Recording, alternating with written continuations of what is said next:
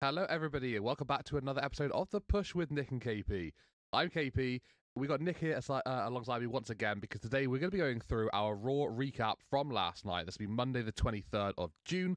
How about we dive into all the action that took place on a Raw that is the go-home show before Night of Champions coming up this weekend? So, we would kick things off with Mr. Money in the Bank, and obviously he would be escorted to the ring, accompanied to the ring by his wise man, Paul Heyman, by Big Bronson Reed, and by Braun Breaker.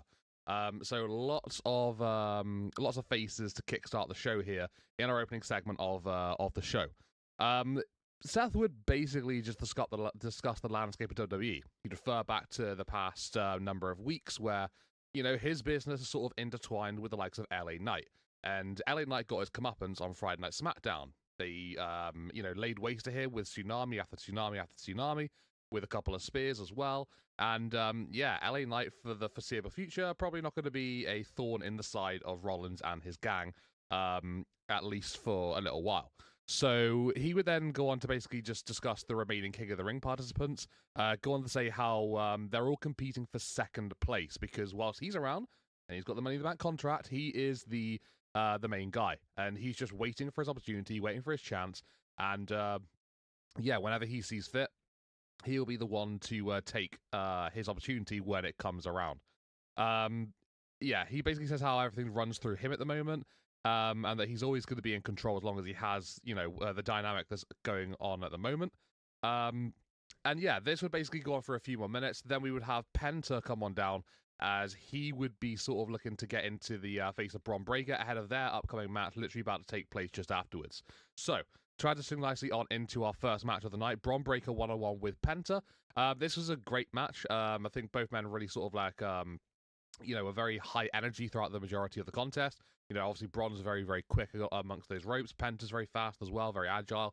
There was a very good combination of strength, power, speed, and just general fun elements to watch in this matchup here. Braun Breaker would get the victory in the end, defeating Penta. It was off I think Penta went for like a springboard crossbody perhaps or something. Either way, he was in the air, he was airborne, and Braun Breaker saw an opportunity, hit a big spear, and that would be Penta down for the 1-2-3. Braun Breaker wins in the opening contest of Raw. But yeah, fun matchup to begin with, and good to see Braun Breaker continuing his momentum as part of this group along with Seth Rollins. We would then go into our Queen of the Ring semi-final for Monday Night Raw. We would have Roxanne Perez going one-on-one with Jade Cargill for an opportunity to face Asuka at Night of Champions in that Queen of the Ring final. This would be quite competitive. Jade would look pretty strong for a large part of it, but as did Roxanne Perez as well. Don't think either woman really sort of came out really looking bad in this one particularly. Roxy continues to impress on the main roster after having not been around here for too long, to be honest. So, Jade Cargill gets the victory over Roxanne Perez in the end, overcoming a late fight back from Roxy. She turned things around. She'd hit a choke slam, and then Jaded would basically call this one as the end. And then, Jade would have her hand raised at the end of the matchup. She would then have a little bit of a confrontation with Asuka on the stage. Nothing really too crazy, just a little bit of a face-to-face with her. They would basically just stare down until the segment would end. But yeah, Jade Cargill winning. I wasn't too sure how this one was going to go. I was hoping maybe Roxanne Perez, just my personal opinion. I was thinking maybe Naomi could get involved. But hey, I mean, the fact that she isn't getting involved, I suppose that's a good thing. It means that they've, now officially gone separate ways, I guess, which means that's over. So yeah, I guess we can see, Jade Cargill going into a little bit of success for her own now, away from that of Naomi. So yeah, I guess this is really a positive, if you think about it. But it's going to be a quite compelling Queen of the Ring final, Asuka versus Jade Cargill. I'm definitely interested for that. Coming up next, we then have Der Ring General Gunther. He would come down, the World Heavyweight Champion, and he would start to discuss his opponent for Saturn's main event, Goldberg.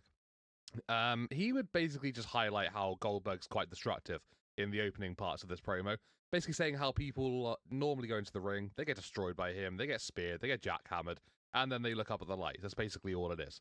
Gunther says that, he just wanted to celebrate last week, his title victory over Jay the week before, but he didn't get that luxury, he wasn't allowed it, And he would go on to apologize to Goldberg's family for what he's going to do to Goldberg at Saturday night's main event. He's going to walk out still the World Heavyweight Champion after he puts Goldberg down for good in front of his hometown. So, yeah, obviously, quite a an expected segment here, I think, from Gunther. There isn't really a lot to go by. Goldberg had a bit of an interview package thingy with Michael Cole before this, so no real sort of like back and forth between the two men. Maybe we'll get that a little bit closer to the Saturday night's main event. But yeah, for now, Gunther sort of like holding his own on the mic with no one really to bounce off of during this particular segment. But, he tried to sell it as best as he could going into that Saturday night's main event matchup. We'll have to see what happens from here on out. But Nick, what did you think of the opening half of Monday Night Raw? We got Seth, obviously, leading the charge as always from the front.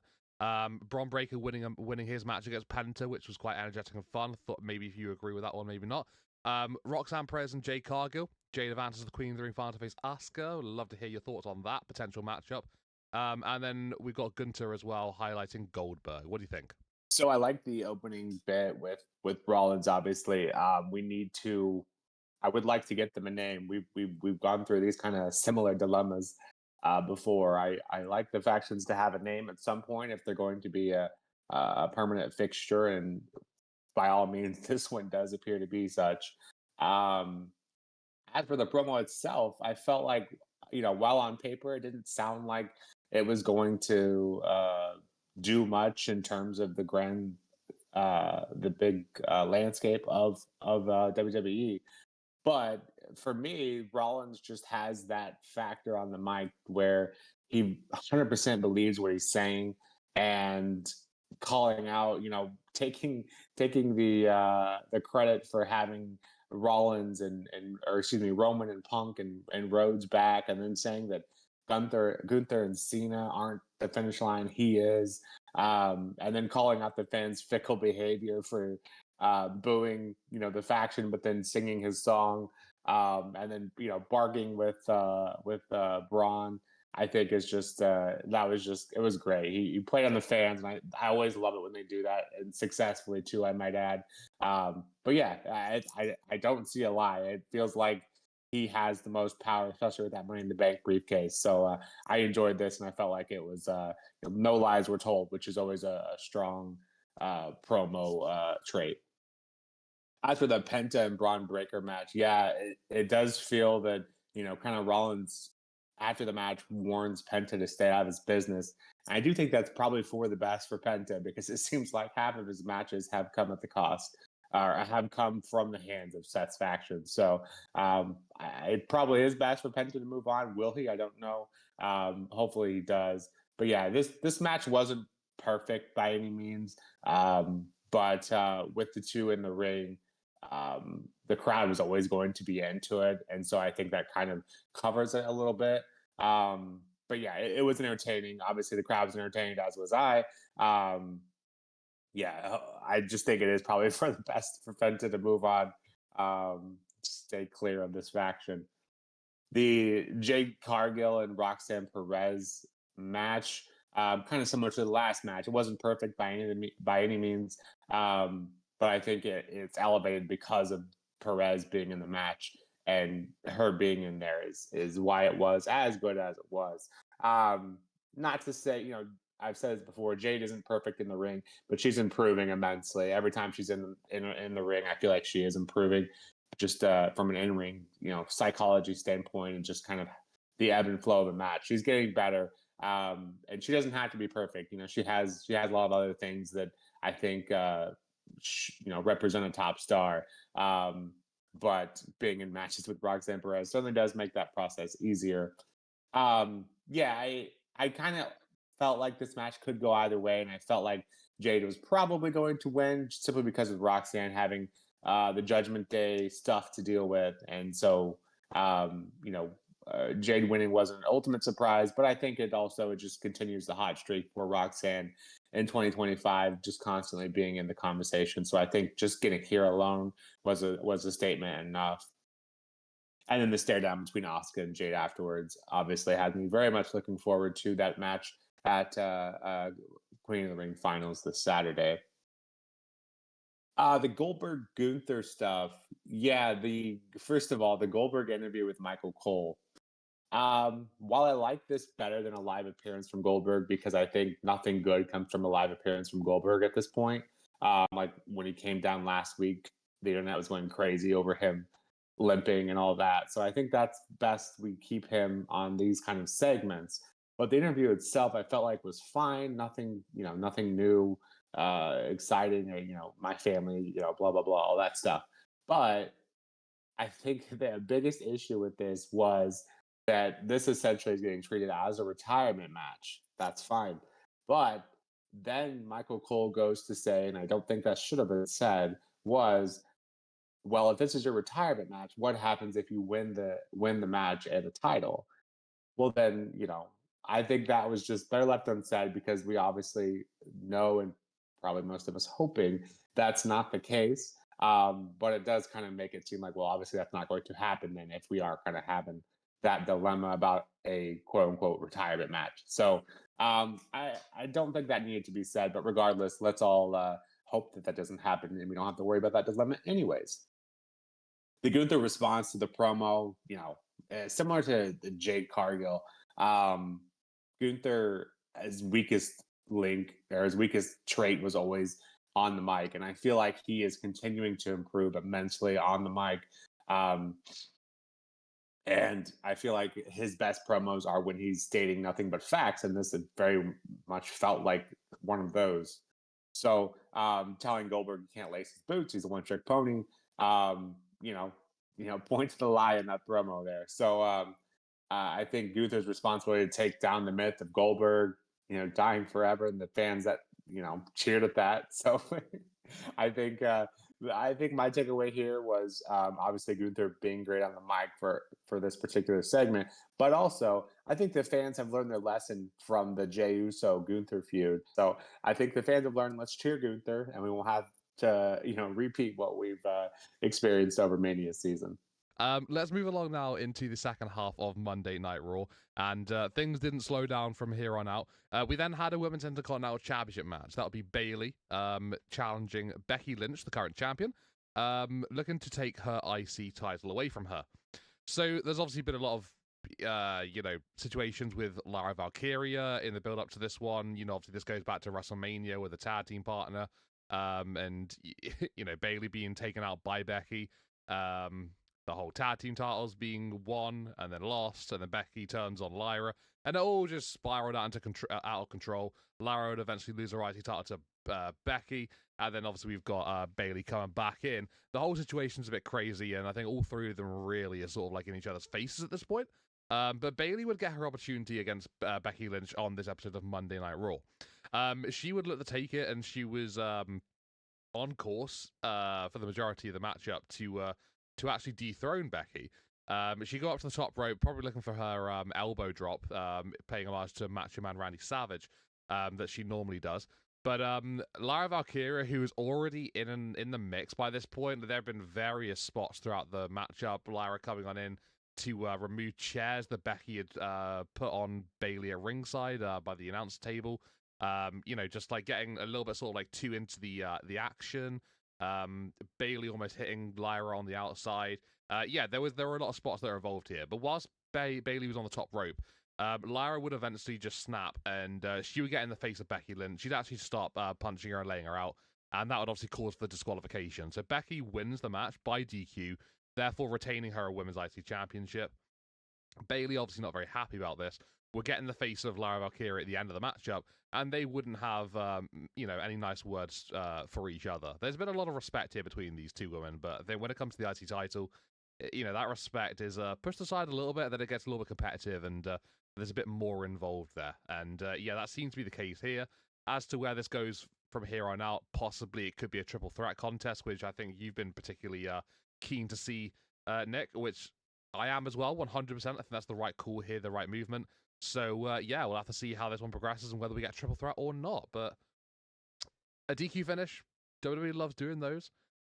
Is that the only one of the night? I think it might be, maybe.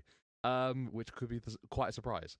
Going into what would happen next, we would have Raquel Rodriguez, who had sort of been inspired by Finn Balor moments before in their little clubhouse backstage, to basically call out Rhea Ripley after she cost her Queen of the Ring semi-final chance last week on Monday Night Raw.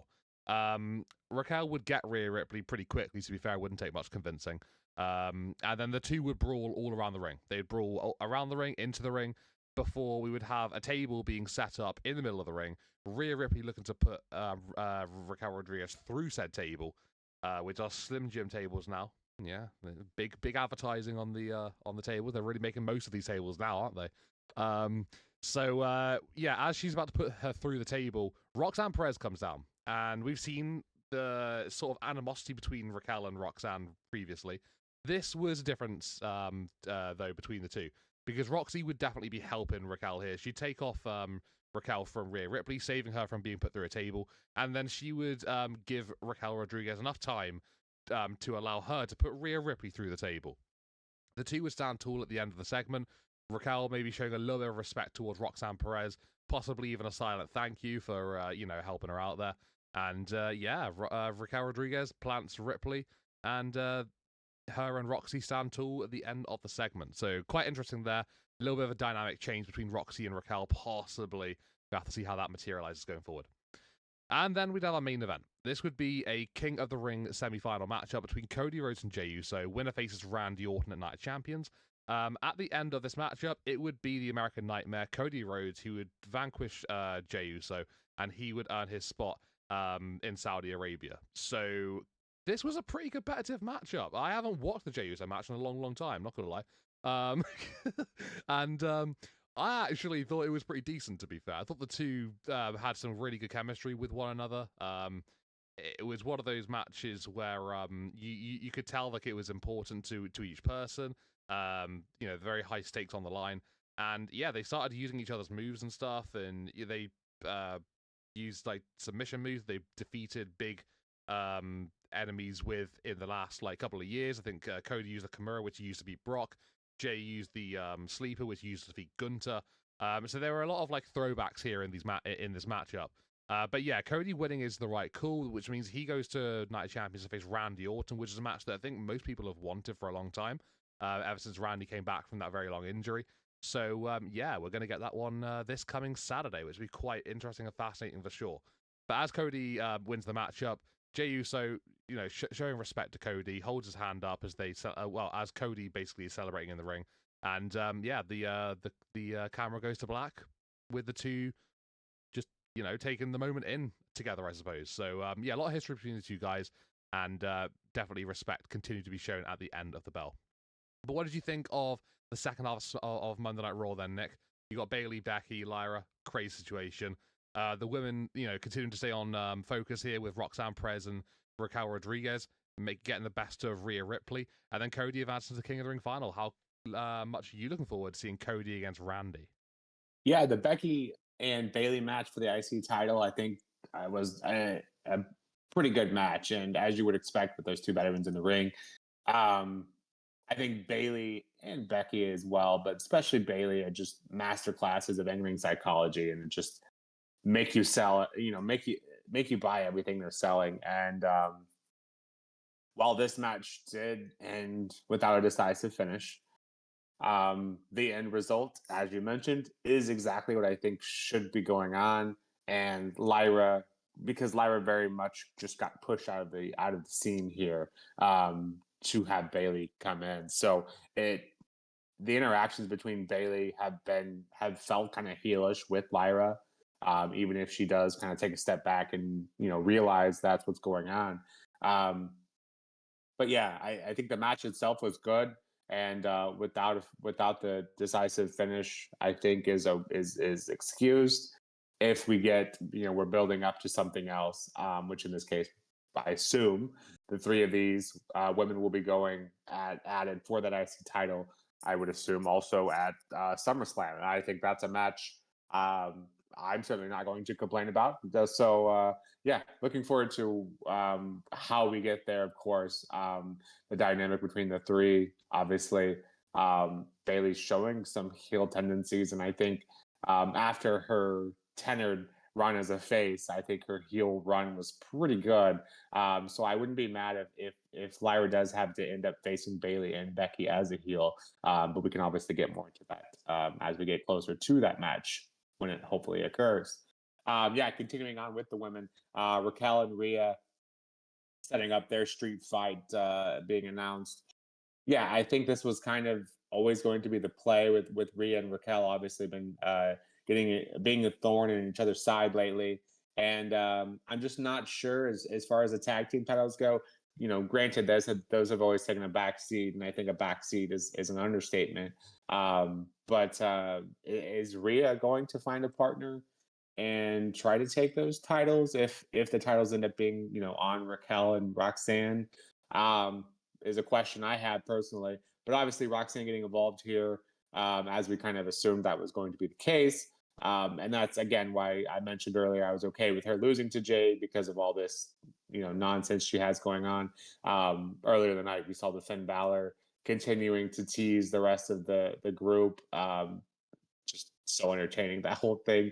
But it does feel like very much crawling to something, and whatever that is. But yeah, the Rhea and Raquel match should be fun. I think the street fight, I'm sure someone will get involved as we tend to see.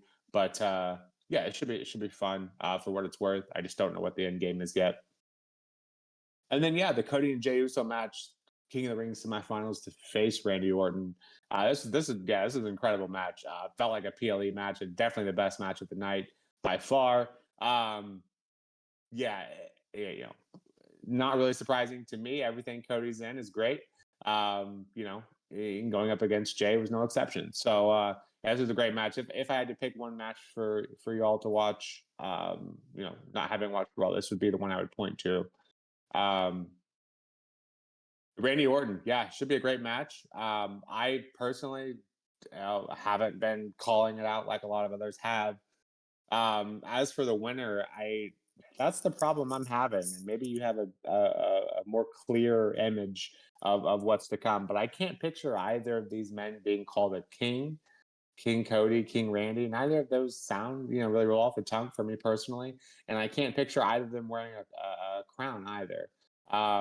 So the obvious answer seems like Cody, but I don't know. I don't know. But it'll be interesting. It'll be a good match. That's all that really matters. But yeah, overall for Raw, yeah, this one had I would say mostly ups. Um, I can't really think of a flaw, really, honestly. Um, but yeah, Jade coming out and Cody coming out as King and Queen of the Ring. Um, yeah, no issues with that. And then yeah, building up to a triple threat on the IC scene. Yeah, no complaints here. I give this one an 8.5 out of 10. Yeah, it was a pretty solid roll, to be honest with you. I think rating wise, I'll probably give it a 7.5 out of 10. I think there wasn't really anything too bad about the show.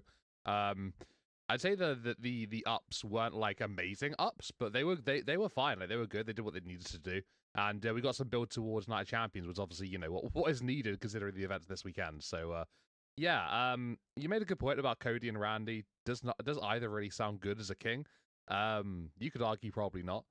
But yeah, I guess the king gimmick and the queen gimmick doesn't really get used that long, does it? It's sort of like a quick thing.